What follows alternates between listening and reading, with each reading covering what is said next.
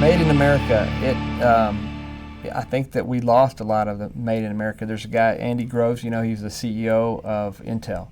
And Andy Groves says if you don't make, you don't innovate. It's vitally important for the United States to maintain manufacturing so that we can innovate, because where real wealth is created is in the innovation. If you look at the United States and where we come from, whether it's Henry Ford or Bill Gates or Steve Jobs, the real wealth that has built this country has been on innovation. And if we don't manufacture, we don't have the ability to innovate, or we lose that advantage. I'm afraid sometimes we give that away, and what I'm pleased about is to see manufacturing coming back to the United States. The product life cycle is becoming shorter and shorter, and people are demanding smaller lot quantities and faster turnaround on their new products. So for us to be able to do that overseas and to manage the supply chain overseas, it's much more difficult than it is to do it here locally.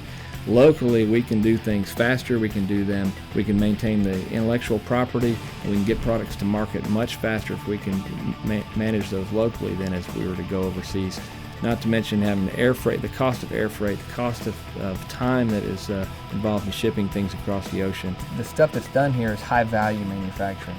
And that's the stuff where the innovation, where the wealth is created, and that's what I think is exciting about manufacturing right now. I enjoy the opportunity to be involved in these new and innovative technologies. There has been an image or a stereotype of the sweatshop or the dead-end assembly job, and I think that's the choice of each individual.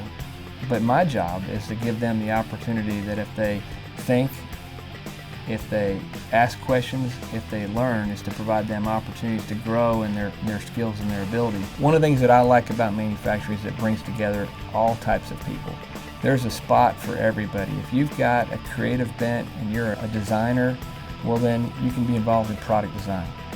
If you're an engineer and a nuts and bolts science guy, then certainly there's an opportunity for guys that are doing the engineering of products. If you're a logistics person, if you're an accounting person, if you're a scheduling person, if you're somebody that likes process and is more involved in the trades, whether it be machining, whether it be processing of plastics. So when you put the whole thing together, it takes a great team. You've got all types of people that want to grow and they want to learn, and there's plenty of opportunity for those that want to grow and learn if they'll just apply themselves, learn the trade, and take on more challenges and more opportunities.